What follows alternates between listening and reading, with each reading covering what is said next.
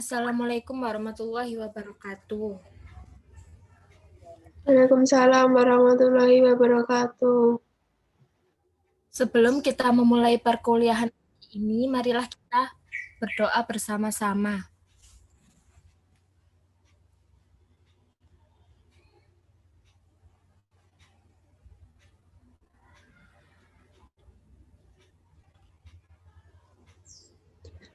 Bismillahirrahmanirrahim.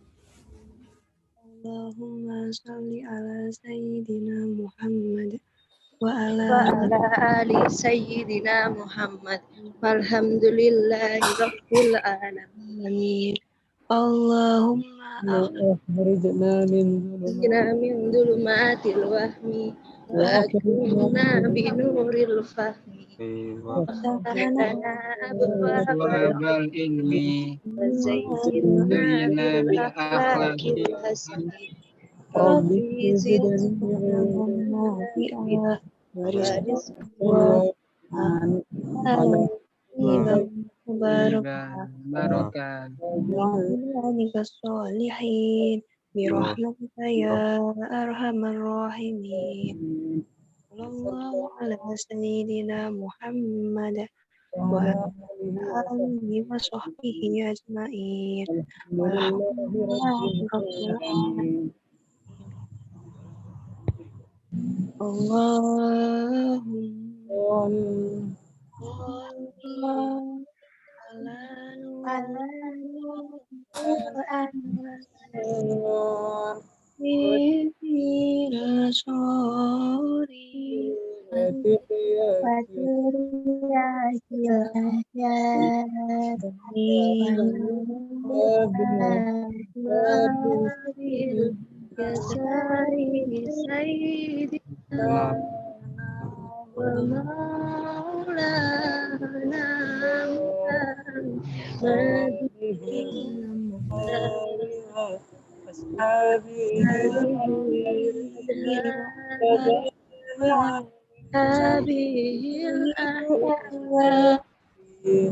Adadani amillahi wa ifdali.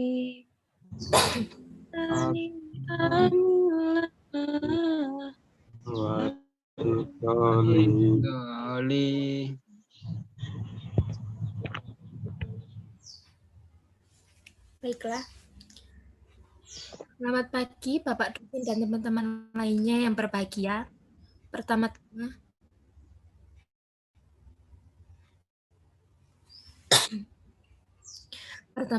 marilah kita panjatkan puji syukur kepada Allah Subhanahu wa taala karena telah memberikan rahmat, kesehatan, dan keselamatan sehingga kita dapat berkumpul pada forum diskusi kali ini.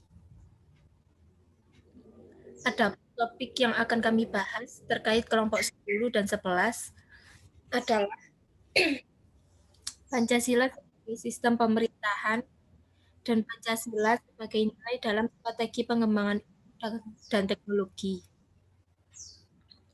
Sebelum itu, perkenalkan nama saya Adila Puspita yang akan bertugas sebagai moderator pada hari ini. Sedangkan rangkaian acara yang akan kita lalui adalah 1. Sesi pembukaan, 2. Sesi penyampaian dan penyajian materi, 3. Sesi tanya jawab, 4. Sesi tutup. Baik teman-teman, langsung saja kita mulai ke sesi yang pertama, yaitu pembukaan. Marilah kita mengucapkan basmalah bersama-sama. Bismillahirrahmanirrahim.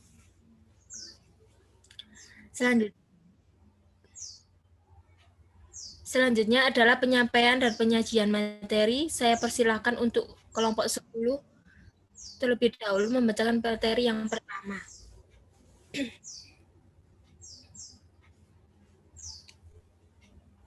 Pancasila sebagai sistem pemerintahan. Sistem pemerintahan. Sistem pemerintahan adalah suatu tatanan utuh yang terdiri atas berbagai komponen yang bekerja saling bergantung dan mempengaruhi dalam mencapai tujuan dan fungsi pemerintahan. Sesuai dengan kondisi negara masing-masing, sistem ini dibedakan menjadi 6, yaitu presidensial, parlementer, demokrasi liberal, semi-presidensial, dan komunis. Sistem pemerintahan. Sistem pemerintahan mempunyai sistem dan tujuan untuk menjaga suatu kestabilan negara itu. Namun, di beberapa negara sering terjadi tindakan separatisme karena sistem pemerintahan yang dianggap memberatkan rakyat ataupun merugikan rakyat. Sistem pemerintahan mempunyai fondasi yang kuat di mana tidak bisa diubah dan menjadi statis. Jika suatu pemerintahan mempunyai sistem pemerintahan yang statis, absolut, maka hal itu akan berlangsung selama-lamanya, hingga adanya desakan kaum minoritas untuk memprotes hal tersebut. Secara luas, berarti sistem pemerintahan itu menjaga kestabilan masyarakat, menjaga tingkah laku kaum mayoritas maupun minoritas, menjaga fondasi pemerintahan, menjaga kekuatan politik, pertahanan, ekonomi, keamanan, sehingga menjadi sistem pemerintahan yang kontinu dan demokrasi di mana seharusnya masyarakat bisa ikut turut andil dalam pembangunan sistem pemerintahan tersebut. Hingga saat ini, hanya sedikit negara yang bisa mempraktikkan sistem pemerintahan itu secara menyeluruh. Yang pertama, sistem presidensial. Sistem presidensial, atau disebut juga dengan sistem kongresional, merupakan sistem pemerintahan negara republik di mana kekuasaan eksekutif dipilih melalui pemilu dan terpisah dengan kekuasaan legislatif. Untuk disebut sebagai sistem presidensial, bentuk pemerintahan ini harus memiliki 3 unsur, yaitu pertama, presiden yang dipilih rakyat. Kedua, presiden secara bersamaan menjabat sebagai kepala negara dan kepala pemerintahan dan dalam jabatannya ini mengangkat pejabat-pejabat pemerintahan yang terkait. Yang ketiga, presiden harus dijamin memiliki kewenangan legislatif oleh UUD atau konstitusi. Model ini dianut oleh Amerika Serikat, Filipina, Indonesia, dan sebagian besar negara-negara Amerika Latin dan Amerika Tengah.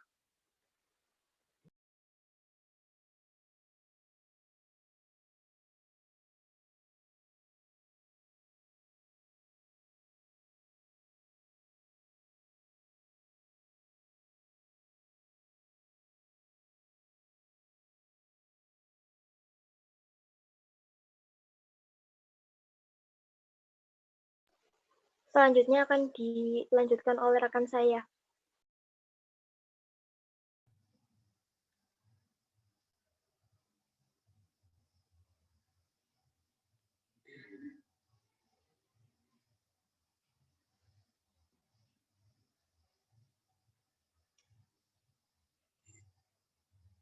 Dalam presidensial, presiden berwenang terhadap jalannya pemerintahan. Tetapi dalam sistem parlementer, presiden hanya menjadi simbol kepala negara saja.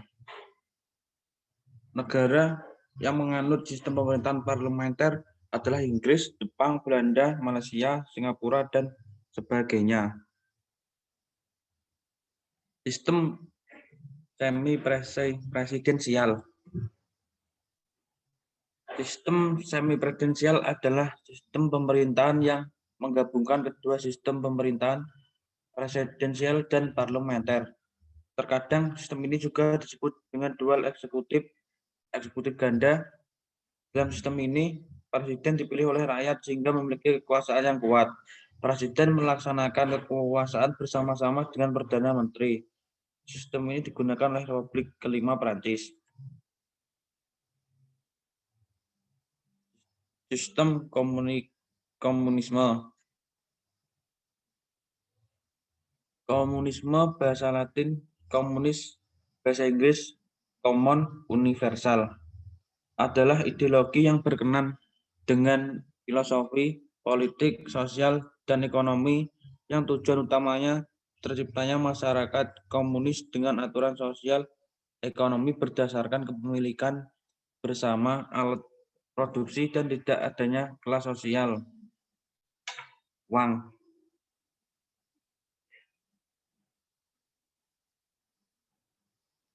Sistem demokrasi liberal. Demokrasi liberal atau demokrasi konstitusional adalah sistem politik yang menganut kebebasan individu secara konstitusional. Ini dapat diartikan sebagai hak-hak individu dari kekuasaan pemerintah dalam demokrasi liberal. Keputusan-keputusan mayoritas dari proses perwakilan atau langsung diberlakukan pada sebagian besar bidang-bidang kebijakan pemerintah yang tunduk pada pembatasan-pembatasan agar keputusan pemerintah tidak melanggar kemerdekaan dan hak-hak individu seperti tercantum dalam konstitusi.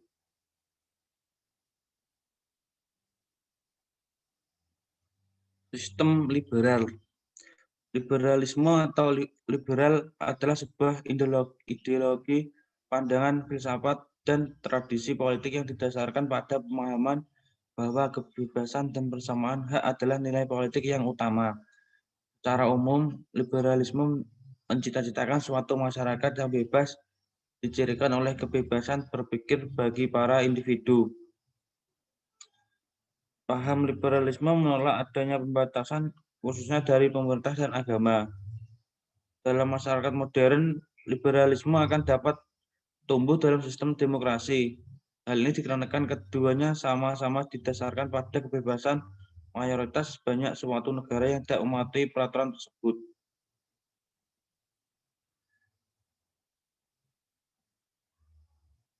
Terima kasih.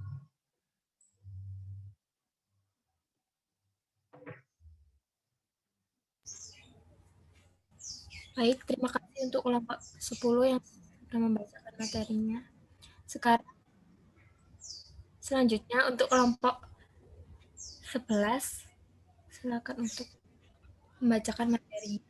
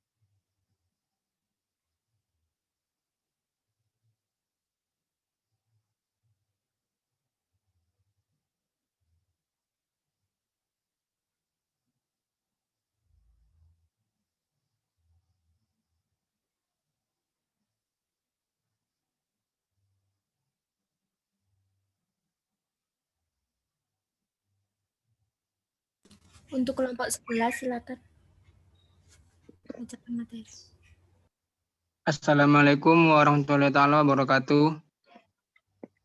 Waalaikumsalam warahmatullahi wabarakatuh. Di sini saya sebagai perwakilan kelompok 11 ingin membacakan materi yaitu tentang Pancasila sebagai dasar nilai dalam strategi pengembangan ilmu dan teknologi. Di sini terdapat 4 tabel. Yang pertama yaitu konsep Pancasila sebagai dasar nilai pengembangan ilmu. Yang kedua, pentingnya Pancasila sebagai dasar pengembangan ilmu. Yang ketiga, Pancasila sebagai sumber kerangka berpikir, sebagai sumber nilai, kerangka berpikir, serta asas moralitas bagi pembangunan ilmu pengetahuan dan teknologi. Yang keempat adalah esensi Pancasila sebagai dasar nilai pengembangan ilmu. Kita beralih pada tabel yang pertama, yaitu konsep Pancasila sebagai dasar nilai pengembangan ilmu. Pengertian Pancasila sebagai dasar nilai pengembangan ilmu dapat mengacu pada beberapa jenis pemahaman. Yang pertama, bahwa setiap ilmu pengetahuan dan teknologi, yaitu IPTEK, yang dikembangkan di Indonesia haruslah tidak bertentangan dengan nilai-nilai yang terkandung dalam Pancasila. Yang kedua, bahwa setiap IPTEK yang dikembangkan di Indonesia harus menyertakan nilai-nilai Pancasila sebagai faktor internal pengembangan IPTEK itu sendiri. Yang ketiga, bahwa nilai-nilai Pancasila berperan sebagai rambu normatif bagi pengembangan IPTEK di Indonesia. Artinya, mampu mengendalikan IPTEK agar tidak keluar dari cara berpikir dan cara bertindak bangsa Indonesia. Yang keempat, bahwa setiap pengembangan IPTEK harus berakar dari budaya dan ideologi bangsa Indonesia sendiri, atau yang lebih dikenal dengan istilah indigenisasi ilmu, yaitu mempribumikan ilmu. Terus kita beralih kepada tabel yang kedua, yaitu pentingnya Pancasila sebagai dasar pengembangan ilmu. Lanjut. Pentingnya Pancasila sebagai dasar pengembangan ilmu dapat ditelusuri ke dalam hal-hal sebagai berikut. Yang pertama, yaitu pluralitas nilai yang berkembang dalam kehidupan bangsa Indonesia. Dewasa ini seiring dengan kemajuan IPTEK menimbulkan perubahan dalam cara pandang manusia tentang kehidupan. Yang kedua, dampak negatif yang ditimbulkan kemajuan IPTEK terhadap lingkungan hidup berada dalam titik nadir yang membahayakan eksistensi hidup manusia di masa yang akan datang. Yang ketiga, perkembangan IPTEK yang didominasi negara-negara barat dengan politik global ikut mengancam nilai-nilai khas dalam kehidupan bangsa Indonesia, seperti spiritualitas, gotong royong, solidaritas, musyawarah, dan cita rasa keadilan. Oke, selanjutnya akan diterangkan oleh Mas Ali Akbar. Yang ketiga adalah Pancasila sebagai sumber nilai, kerangka berpikir, serta asas moralitas bagi pembangunan ilmu pengetahuan dan teknologi.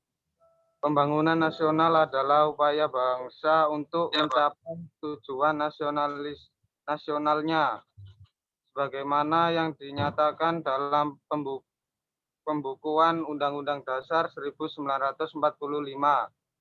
Oleh karena itu, sila-sila dalam Pancasila menunjukkan sistem etika dalam pembangunan IPTEK, yakni sila ketuhanan yang Maha Esa, mengimplementasikan ilmu pengetahuan, mencipta perimbangan antara rasional dengan irasional, antara akal, rasa, dan kehendak. Yang kedua, sila kemanusiaan yang adil dan beradab, memberikan dasar-dasar moralitas bahwa manusia dalam mengembangkan IPTEK haruslah secara beradab. Yang ketiga, sila persatuan Indonesia, memberikan kesadaran kepada bangsa Indonesia bahwa rasa nasionalisme bangsa Indonesia akibat dari sumbangan IPTEK. Dengan IPTEK, persatuan dan kesatuan bangsa dapat terwujud dan terpelihara. Persaudaraan dan persahabatan antar daerah di berbagai daerah terjalin karena tidak lepas dari faktor kemajuan IPTEK. Yang keempat, sila kerakyatan yang dipimpin oleh hikmat kebijaksanaan dalam permusyawaratan perwakilan, mendasari pengembangan IPTEK secara demokratis. Yang kelima, sila keadilan sosial bagi seluruh rakyat Indonesia, kemajuan iptek harus dapat menjaga keseimbangan keadilan dalam kehidupan kemanusiaan, yaitu keseimbangan keadilan dalam hubungannya dengan dirinya sendiri, manusia dengan Tuhannya, manusia dengan manusia lain, manusia dengan masyarakat bangsa dan negara, serta manusia dengan alam lingkungannya. Yang keempat adalah esensi Pancasila sebagai dasar nilai pengembangan ilmu. Hakikat Pancasila sebagai dasar nilai pengembangan iptek dikemukakan Prof. Wahyudi Setiawan dalam simposium dan sarasehan Pancasila sebagai paradigma ilmu pengetahuan dan pembangunan bangsa sebagai berikut. Yang pertama, sila pertama, ketuhanan yang Maha Esa memberikan kesadaran bahwa manusia hidup di dunia ibarat sedang menempuh ujian dan hasil ujian akan menentukan kehidupannya yang abadi dan akhirat nanti. Yang kedua, sila kedua, kemanusiaan yang adil dan beradab memberikan arahan baik bersifat universal maupun khas terhadap ilmuwan dan ahli teknik di Indonesia. Sila ketiga, Persatuan Indonesia memberikan landasan esensi bagi kelangsungan negara kesatuan Republik Indonesia. Sila keempat, kerakyatan yang dipimpin oleh hikmat kebijaksanaan dalam permusyawaratan perwakilan memberikan arahan asa kerakyatan yang mengandung arti bahwa pembentukan negara Republik Indonesia adalah oleh dan untuk semua rakyat Indonesia. Sila kelima, keadilan sosial bagi seluruh rakyat Indonesia memberikan arahan agar selalu diusahakan tidak terjadi jurang kesejahteraan di antara bangsa Indonesia. Sekian, terima kasih.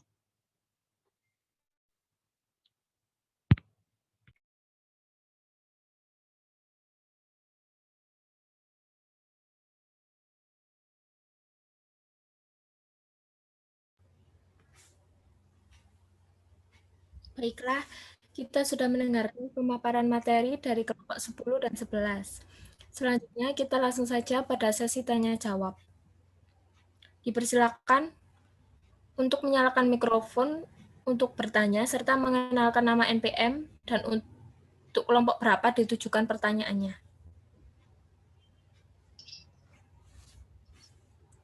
Ayo Saya yang mau bertanya. ya, silakan Mbak Putri. Nama Putri Nur Azizah, NPM 2063, untuk kelompok 10. Ya, silakan. Sistem pemerintahan seperti apa yang dijalankan oleh pemerintah Indonesia dan mengapa menggunakan sistem pemerintahan tersebut? Terima kasih. Ya, sama-sama. Untuk kelompok 10, apakah sudah jelas pertanyaannya? Sudah jelas. Baik. Silakan yang mau bertanya lagi.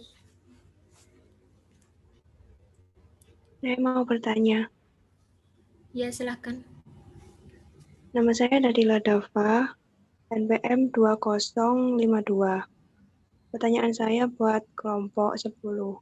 Sebutkan contoh dari ke-6 sistem yang dijelaskan tadi dan apakah ke-6 sistem tersebut saling berhubungan.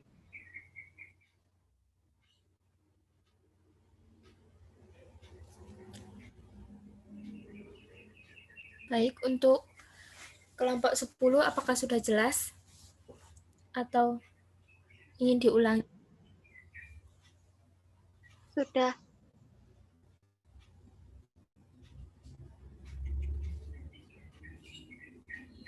Baik. Yang ingin bertanya lagi, silahkan.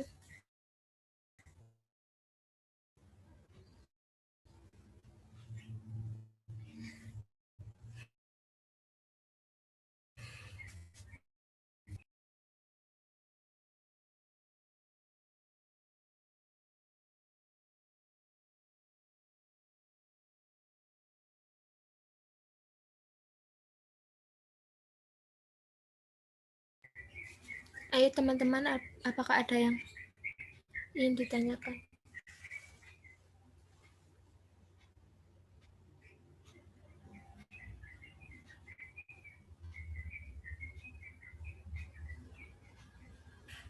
Baiklah.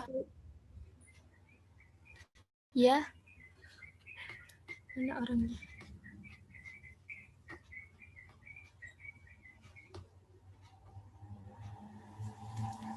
Baiklah. Saya persilakan kepada kelompok 10 untuk menjawab pertanyaan dari audiens. Kepada audiens mohon untuk diperhatikan. Jika ada sanggahan, saya beri kesempatan untuk menyanggah.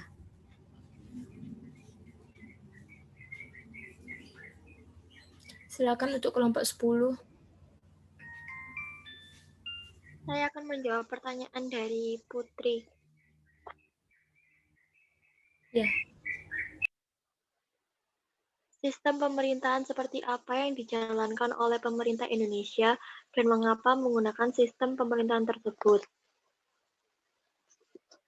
Secara umum telah diyakini bahwa sistem pemerintahan Indonesia menurut Undang-Undang Dasar 1945 itu adalah sistem presidensial. Keyakinan ini secara yuridis sama sekali tidak berdasar. Alasan Indonesia memilih sistem pemerintahan presidensial yaitu para pemimpin-pemimpin di Indonesia memilih pemerintahan presidensial sebab pemerintahan presidensial sesuai dengan sistem demokrasi Pancasila dan budaya politik yang dianut oleh negara Indonesia. Sudah, terima kasih.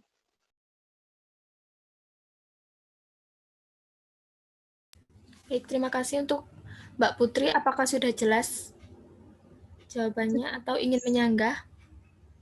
Sudah jelas. Terima kasih. Ya, sama-sama. Selanjutnya, silakan kelompok 10 untuk menjawab pertanyaan dari Mbak Dadila. Saya akan menjawab pertanyaan dari Jadila. Ya, silakan.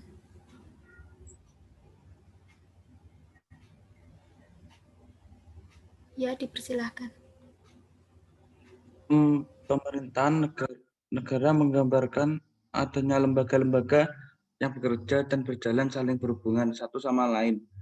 Menuju tercapainya tujuan penyelenggaraan negara, lembaga-lembaga negara dalam suatu sistem politik meliputi 4 institusi pokok, yaitu eksekutif, birokratif, legislatif, dan yudikatif. Selain itu terdapat lembaga lain atau unsur lain seperti parlemen, pemilu, dan dewan menteri.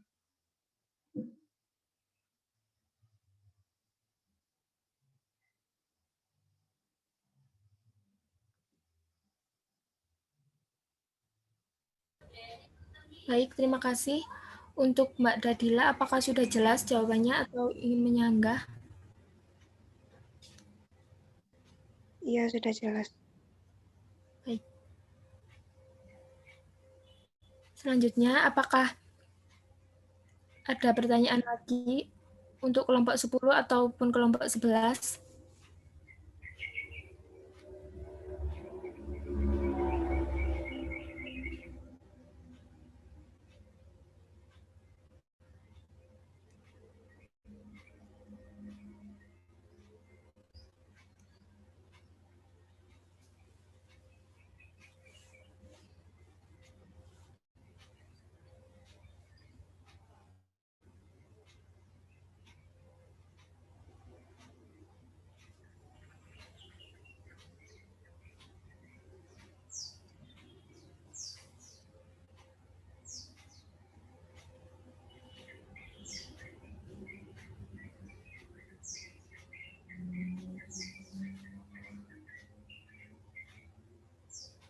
Baiklah, kalau tidak ada pertanyaan lagi, demikian tadi diskusi kelompok 10 dan 11. Saya selaku moderator memohon maaf jika ada kesalahan kata ataupun tindakan. Saya akhiri. Wassalamualaikum warahmatullahi wabarakatuh. Waalaikumsalam warahmatullahi wabarakatuh. Waalaikumsalam. Wabarakatuh.